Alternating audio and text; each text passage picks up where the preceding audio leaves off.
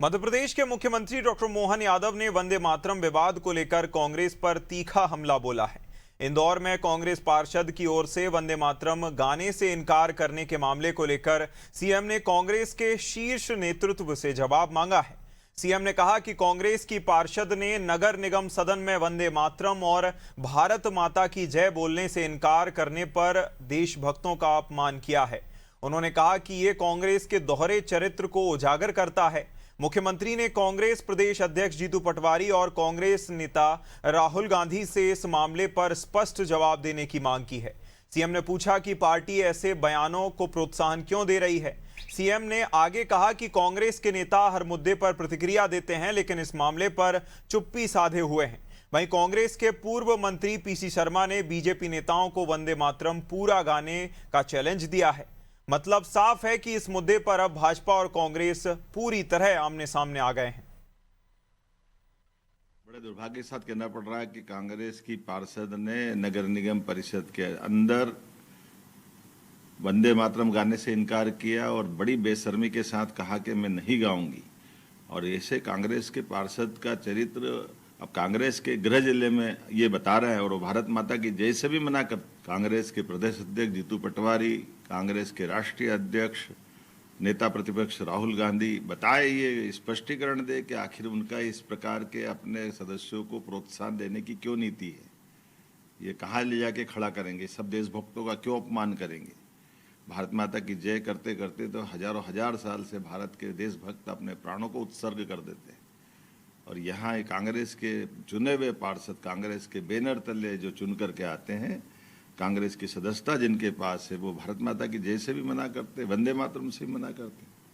मुझे बड़ा दुख है इस बात का और मैं खेद व्यक्त भी करता हूँ और ग्लानि हो रही मुझे कांग्रेस के नेताओं के प्रति भी। प्रदेश अध्यक्ष कांग्रेस जीतू पटवारी मर जाए जो जहाँ बोलते रहते हैं वो आप बताएं ना, अपने गृह जिले के अंदर ये कांग्रेस की पार्षद की टिप्पणी पे उनका क्या कहना है।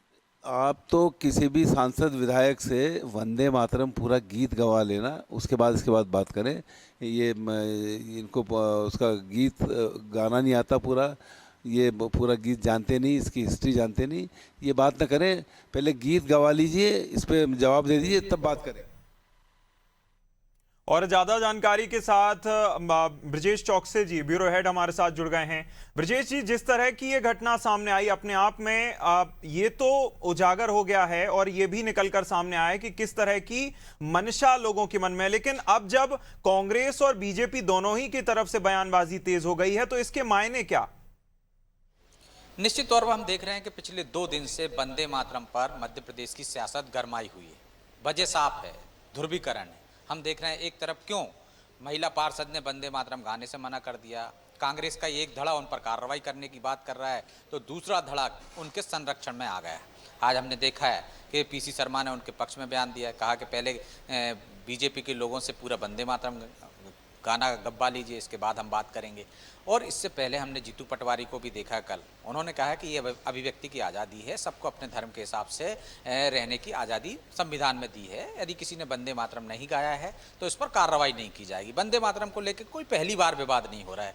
हमने देखा है कि भोपाल में आरिफ मसूद हैं, वो भी इस पर ऐतराज़ जता चुके हैं, क्योंकि मूर्ति पूजा के खिलाफ इस्लाम रहता है। इस वजह से वो उनका कहना है कि इसमें वंदे मातरम में है देवी दुर्गा और की आराधना की जाती है, देवी दुर्गा के स्वरूप की तरह भारत माता को माना जाता है। इस आधार पर वो इसका खिलाफत करते हैं, इस्लाम में वो मूर्ति पूजा नहीं करते। ये विवाद आज से नहीं है, हमने देखा है वंदे मातरम को लेकर आज़ादी के बाद से लगातार विवाद होता रहा है। वंदे मातरम आज़ादी का एक बड़ा नारा था, जिसको लेकर कई मुस्लिम स्वतंत्रता संग्राम सेनानियों ने भी वंदे मातरम कहते कहते अंग्रेज़ों से लड़ाई लड़ी थी।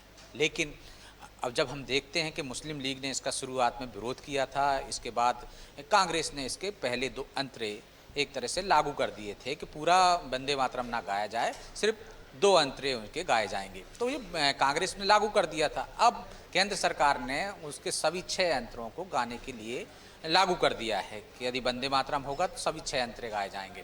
तो इसको लेकर लगातार विरोध प्रदर्शन हो रहा है। उसी के कारण ये हमने देखा है कि उसी 25 साल से लगातार उसी इंदौर नगर निगम में वंदे मातरम गाया जाता था जब बैठक शुरू होती थी तब, और बाद में राष्ट्रीय गीत गाया जाता था जनगण मन।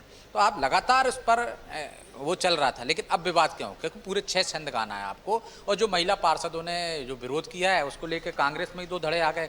इंदौर शहर अध्यक्ष ने कहा है कि उनके तमाम कार्यक्रमों में वंदे मातरम अनिवार्य कर दिया उन्होंने, और जो नहीं गा रहे हैं उन पर कार्रवाई की सिफारिश कर दी है। नेता प्रतिपक्ष जो हैं इंदौर में कांग्रेस के, उन्होंने भी इसकी खिलाफत की है, लेकिन प्रदेश अध्यक्ष ने संरक्षण दिया है। इस वजह से मुख्यमंत्री ने आज उन पर कहा है कि उनके गृह जिले में क्या हालात हैं, वंदे मातरम से इतनी तरह से बैर है लोगों को और उन पर कार्रवाई नहीं कर पा रहे। तो सियासत और गर्मा गई है, क्योंकि जीतू पटवारी ने एक तरह से संरक्षण देने का काम किया है। तो सियासत गर्माने के पीछे भी अपना मकसद है। उसके लिए देखिए आप, उसके कारण ध्रुवीकरण होता है और बीजेपी को फायदा मिल जाता है। कांग्रेस के नेता इस तरह के बयान देते हैं कि वो मौके का फायदा उठाकर एक बड़े वोट बैंक को संदेश देने की कोशिश करती है। तो वही ये सियासत यहाँ पर होती हुई नजर आ रही है।